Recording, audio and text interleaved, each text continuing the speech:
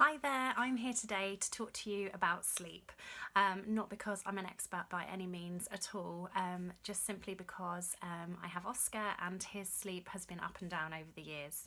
A few weeks ago, I was invited to a sleep workshop that was hosted by a gentleman called Mark Brown that was working with Family Voice Surrey, and it was all to do with children with additional needs and their sleep. And I thought today I'd just pass on some of the information that Mark gave us as families, and yeah, if it helps you guys, then that can only be a good thing.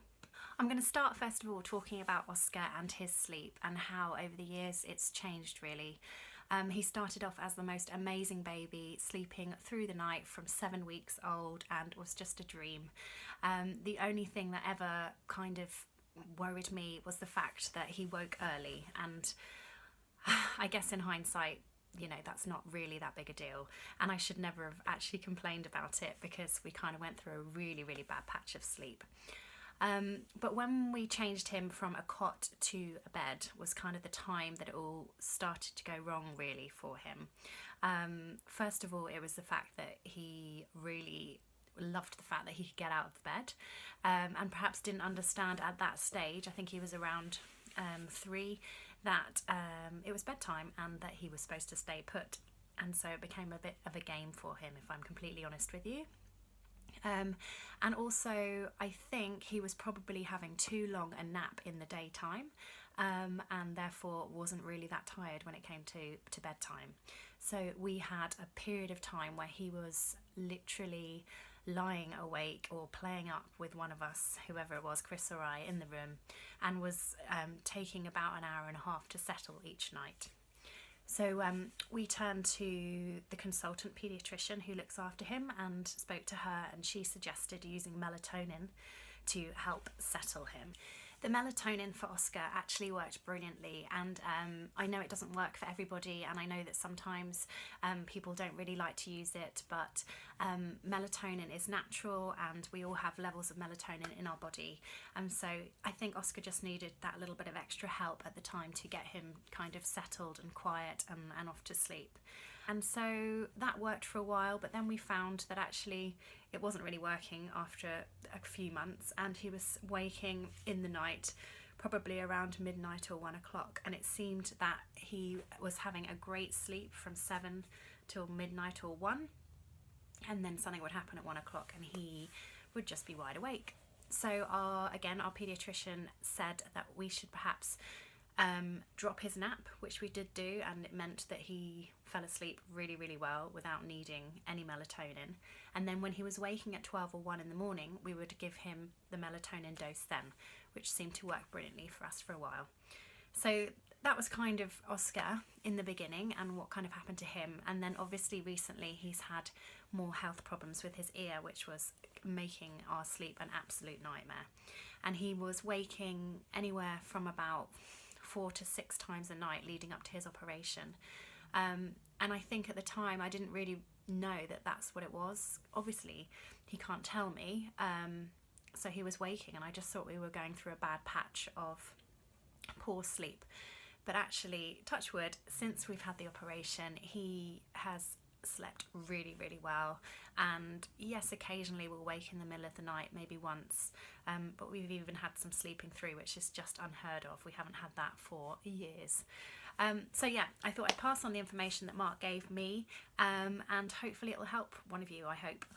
So Mark talks about children with additional needs and why they sometimes find it hard either going to sleep or staying asleep.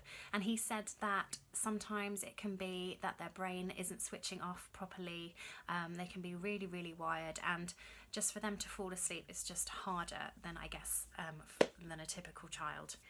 Mark suggested that if your child is having problems to basically write a sleep diary and record everything that happens leading up to bedtime and what's going on at bedtime and also during the night. So when they're waking, what kind of things might be triggering their waking, and he suggests you do that for 2 weeks, and just to look back and see if there are any kind of patterns that are happening. The other thing he said is that if you have a partner or a husband or a wife and you're watching this, you both need to be on the same page with how to manage the situation. So there's no point one of you being all gung-ho, we're going to crack this, and then the other one kind of just being a bit more lenient. You have to make sure that you're both going to give this a proper go. Not getting enough sleep for you and your child can have a huge impact on your relationship together and also your child's behaviour. They become irritable, they become distressed, their memory isn't so great, their concentration isn't so great, and above all, especially children who are going to school, it's a real worry for us as a parent and a teacher if the child's not sleeping properly. First of all, Mark looked at what's happening beforehand. As I spoke about, Oscar was having naps leading up to bedtime, around the age of 3, even up to 4 actually. And in hindsight, I wish I'd dropped that nap a long time before. It's a really tricky one because obviously he wakes so early, so when he's waking at 5 o'clock in the morning, it was really hard for him to go all day without needing any kind of rest or nap. And I wish that I had kind of forced him, which sounds horrible, to kind of give that up, because then I think we wouldn't have had to have tried the melatonin quite so early. So leading up to bedtime, perhaps your child needs some visual cues about what's going to happen. So we've just got our visual timetable for Oscar, and he can see now that we are going to have a bath, and then we're going to have a story, and then we're going to go to bed. I think he probably understands that, to be quite honest, now the age he is, but sometimes children just need that visual cue, especially kids with just additional needs, just to kind of show them what is expected of them. So sometimes, I didn't mention it before, but we do watch In the Night Garden before our kids go to bed. All 3 of them watch it together, and they know that that kind of signals quiet time, and to kind of get them in the mood for going to bed. So we watch In the Night Garden, we might have a story afterwards as well, and then they go off to bed. And all 3 of them, and they're 4, 3 and 19 months, all go to bed at the same time at the moment. But Mark talks about age appropriate times to go to bed. Is your child going to bed at the right time? Are they staying up too late and getting overtired? Or are they going to bed too early and they're not quite ready? The thing that we find quite a problem to kind of control in our house is the boisterous play. Both Oscar and Alfie love a bit of rough and tumble before bed, but it's apparently advised to keep that to a bare minimum if you can. Also, we always try now not to give our kids anything to drink just before they go to bed. So probably the last drink they have is around tea time, which is probably around 5:30, so an hour and a half before they go to bed. Sometimes they'll ask for a bit of drink before they go to bed, and obviously we'll give them some, but yeah, we're just trying to limit that so that we don't have any accidents as far as Alfie's concerned, but also as far as Oscar's concerned, who's still in pull-ups. We don't want him too wet, which again will just wake him up. Also, what are they eating? What kind of things are they eating before they go to bed? So Oscar typically will always have a banana before he goes to bed, or a bowl of cereal. We just have this thing that it might just fill him up that little bit more, and then he'll sleep better.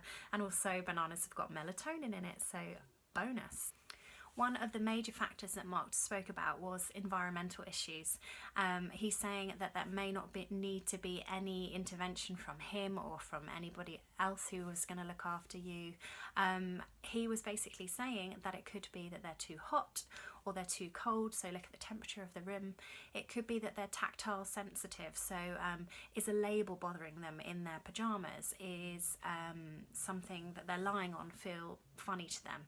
A lot of children with additional needs need a weighted blanket, perhaps, just to give them a bit of pressure to feel that. It might be a sensory issue, and yeah, you can look up where to get those. Ask your OT if you've got an OT, they will hopefully be able to help you. It could be background noise. To us, it's just normal noise that we just kind of zone out, but to our kids, sometimes the noise of the refrigerator could be annoying them.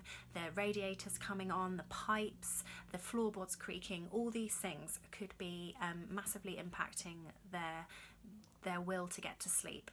It could be that there is a red light in the corner of the television or something, or something that's on that's annoying them. So perhaps like a clock or something, a CD player, just with that light that just might be aggravating them, but they don't know how to tell us. So yeah, that's something else to be considered. Is the room dark enough? Blackout blinds, blackout curtains, we've got them both in Oscar's room. For him, he needs pitch black because that's the only way he kind of can switch off.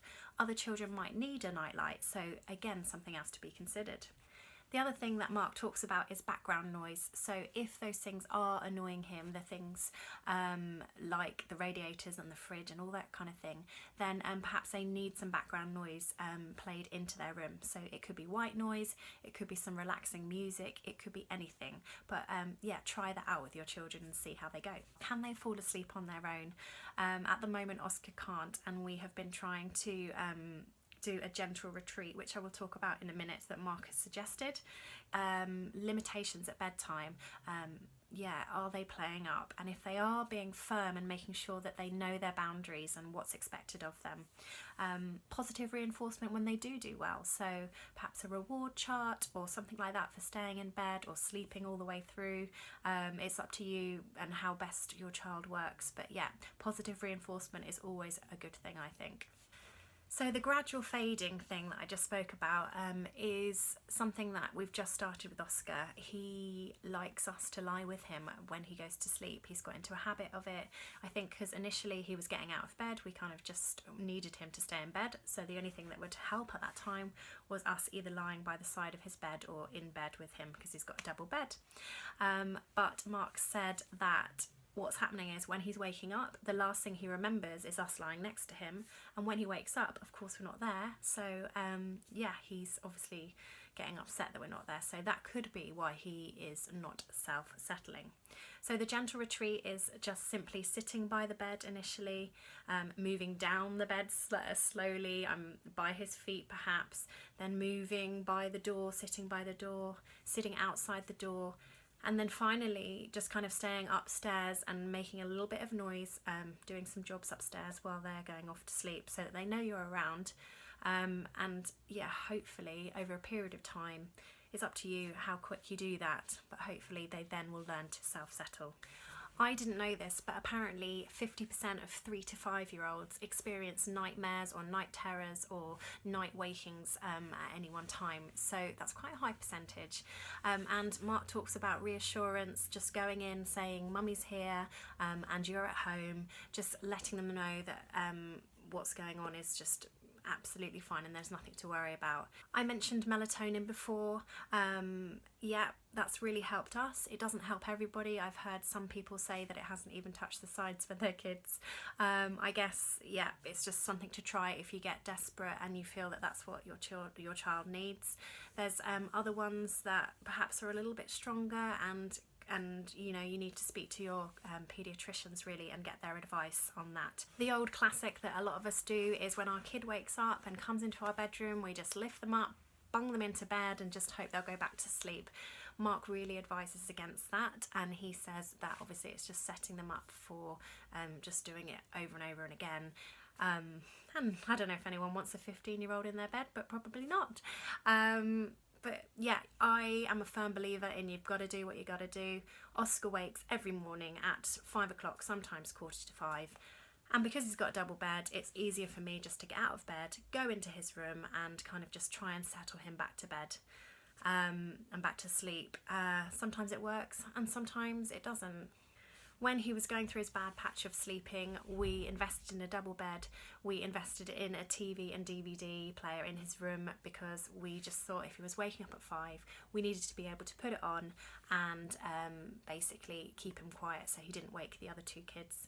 And it works for us. Mark said, you have to decide what is early to you. So for me, if Oscar slept all the way through, all night, then I'm happy. If he's waking up at 5 and that's his early morning and that's what he does, then I've just got to accept it. I just try and go to bed a bit earlier if I can and hope for the best and hope that he one day will sleep till like 8 like other people do. And finally, and the thing that really kind of resonated with me throughout the whole talk, was that he said that sleep problems are usually just at a very, very temporary measure. And that kind of made me feel better. And I think I kind of agree with him as far as Oscar's concerned. His sleep has been, as I said, so up and down over the years. We're going through a good patch. That's not to say that it will take a back step next week. Who knows? All I can say is sleep is just so important. It's a subject that I'm so passionate about, and I really hope that if you are suffering from a lack of sleep, that you get a strong coffee or drink lots of wine just to kind of make up for it. I don't know what the answer is. I'm not sure if any of this would have helped you today, but even if you've just got like one little snippet from it that you think, oh yeah, I might give that a go, then that's great. It can have a huge impact on your relationships, on your personal health, everything. And I just really hope that whatever happens, one day you get some sleep.